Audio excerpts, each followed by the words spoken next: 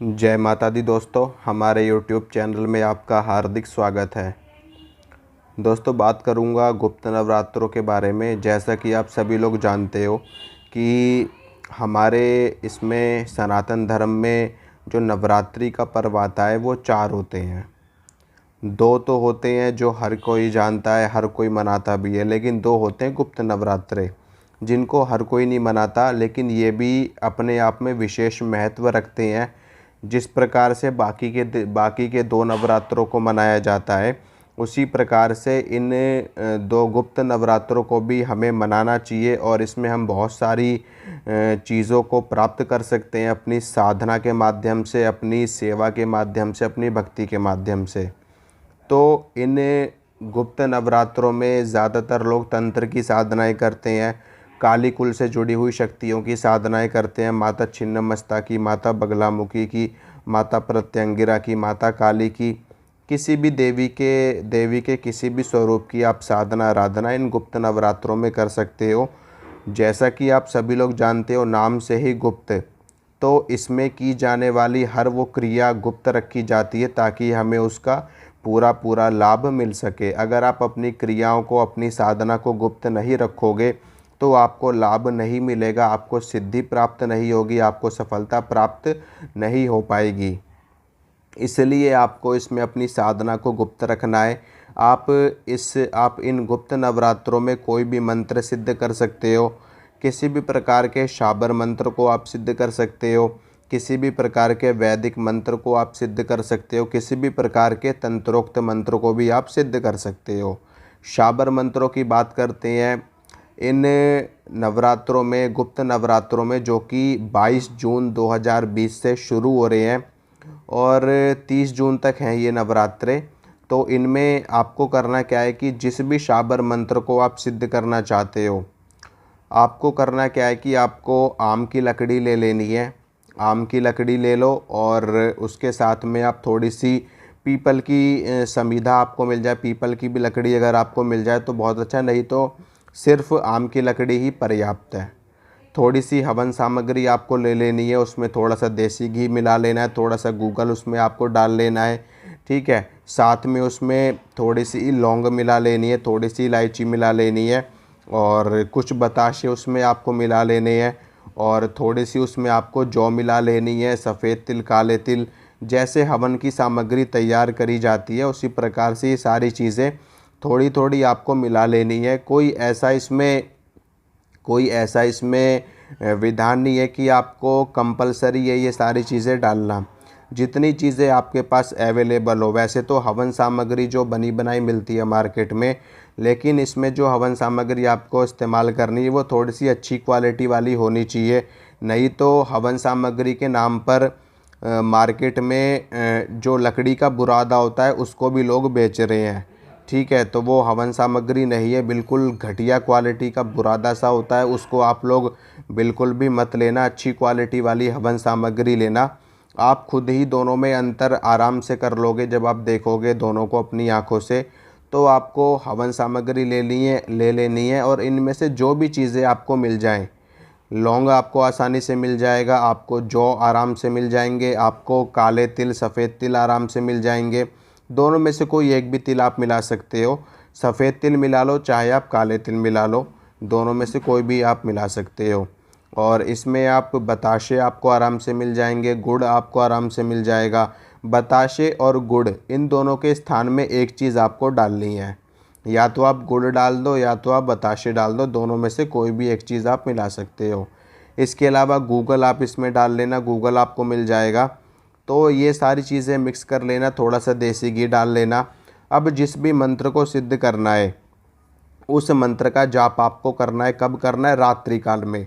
नवरात्रि का जो मतलब होता है, नवरात्रि यानी कि नवरात्रि, यानी कि रात्रि काल में करने वाली साधनाएं, रात्रि काल में मनाने वाला पर्व, रात्रि काल में करने वाली साधना, रात्रि काल में करने वाली पूजा, इसीलिए इनको नवरात्रि कहा जाता है।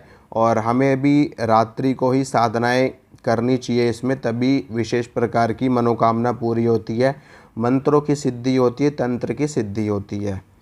तो रात्रि काल में ही आपको जिस भी शाबर मंत्र को सिद्ध करना हो उस शाबर मंत्र का जाप करना है आपको हवन करते हुए। ठीक है, सिर्फ 108 बार आपको जाप करना है, 108 बार हवन करना है और नियमित रूप से इसी प्रकार से पूरे के पूरे 8 दिन, पूरे के पूरे 9 दिन तक आपको इसका जाप करना है हवन करते हुए। इन गुप्त नवरात्रि में आपका वो मंत्र सिद्ध हो जाएगा। ठीक है, ये तो हो गई शाबर मंत्र की बात। अब इसमें आप हनुमान जी का शाबर मंत्र हो, चाहे माता काली का हो, चाहे बाबा भैरव का हो, चाहे विष्णु जी का हो, चाहे लक्ष्मी जी का हो, कोई भी शाबर मंत्र हो जिसको भी आप जगाना चाहते हो उस मंत्र को आप जगा सकते हो। जब आपका मंत्र जाग जाए, जब आपका मंत्र सिद्ध हो जाए, तो उसके बाद आपको क्या करना है कि नियमित रूप से उस मंत्र का जाप आपको करते रहना है ताकि उसका लाभ आपको मिलता रहे। 21 बार, 11 बार, 51 बार, जितना आपसे हो सके उतना आप नियमित रूप से उस मंत्र का जाप आप करते रहो।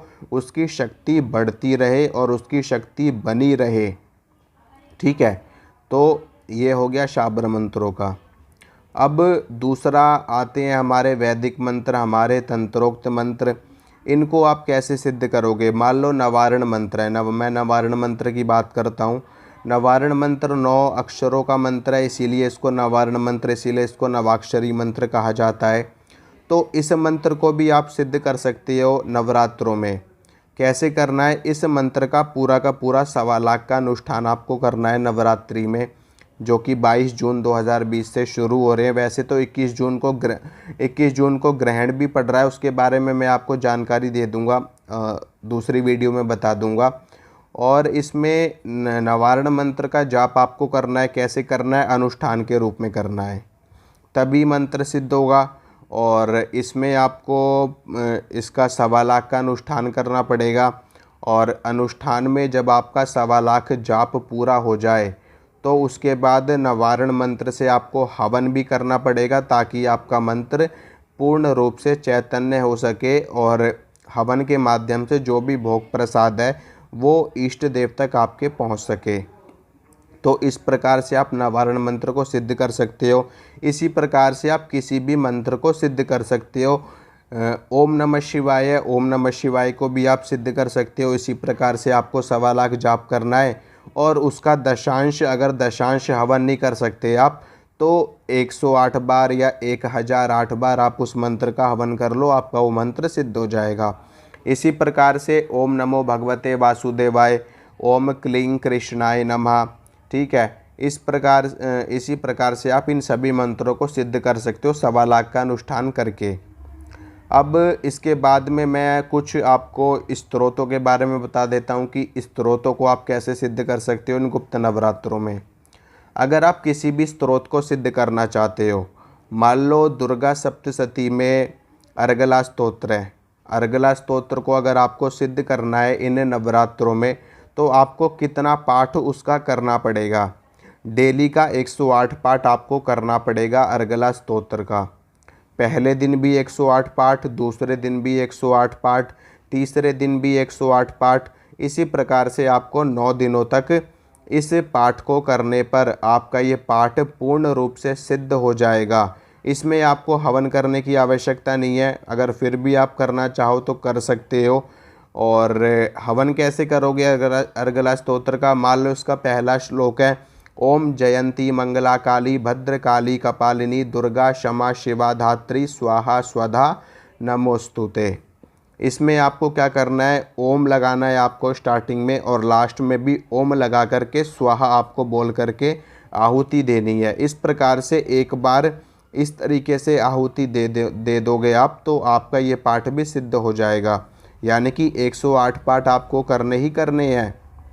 उसके बाद में एक पाठ से इस प्रकार से हवन कर लो तो आपका ये पाठ भी सिद्ध हो जाएगा। इसी प्रकार से दुर्गा कवच को सिद्ध करना हो तो उसके भी 108 पाठ आपको पूरे के पूरे 9 दिनों तक करने पड़ेंगे, आपके वो पाठ सिद्ध हो जाएंगे। दुर्गा चालीसा को अगर आप सिद्ध करना चाहते हो तो 108 पाठ दुर्गा चालीसा के करिए 9 दिनों तक, आपकी दुर्गा चालीसा सिद्ध हो जाएगी। काली चालीसा को आप सिद्ध करना चाहते हो तो काली चालीसा के रोज़ आपको 108 पाठ करने हैं 9 दिनों तक, आपकी काली चालीसा भी सिद्ध हो जाएगी। इसके अलावा माता लक्ष्मी का कोई स्तोत्र अगर आपको सिद्ध करना है, जैसे कि श्री सूक्तम है या फिर कनकधारा स्तोत्र है, तो इसके भी आपको 108 पाठ करने पड़ेंगे।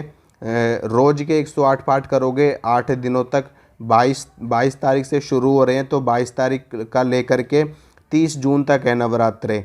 ठीक है, तो 30 जून तक आपको रोज़ 108 पाठ करने हैं। और अंत में जैसे कि मैंने बताया, एक एक श्लोक में शुरुआत में ओम लगा करके, श्लोक के लास्ट में ओम लगा करके, स्वाहा बोल करके आप आहुति करते रहना। आपके ये पाठ जागृत हो जाएंगे और सिद्ध हो जाएंगे।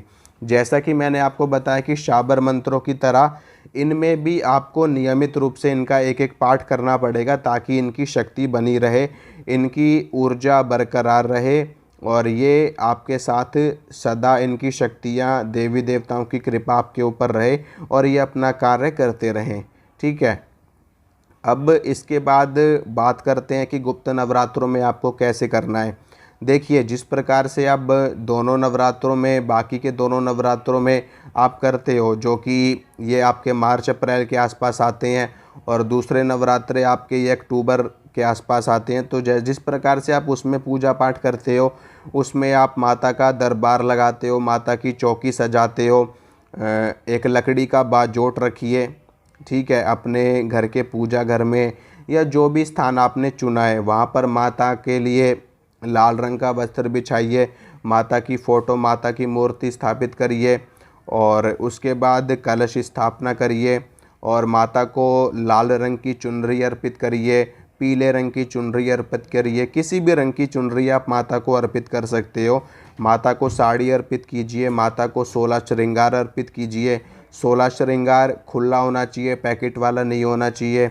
इसके अलावा माता को आप पुष्प अर्पित कीजिए। गुड़हल का पुष्प माता को बहुत पसंद है। ठीक है, गुड़हल का पुष्प माता को बहुत पसंद है। इसके अलावा कमल का पुष्प माता को बहुत पसंद है। ये पुष्प आप उनको अर्पित करिए और माता को 5 प्रकार की मिठाई का भोग लगाइए, 7 प्रकार की मिठाई का भोग लगाइए। और माता को लौंग बताशे का भोग बहुत पसंद है, वो आप उनको लगा सकते हो। मिश्री के दाने आप उनको भोग लगा सकते हो। अनार का फल, अनार का भोग आप उनको लगा सकते हो।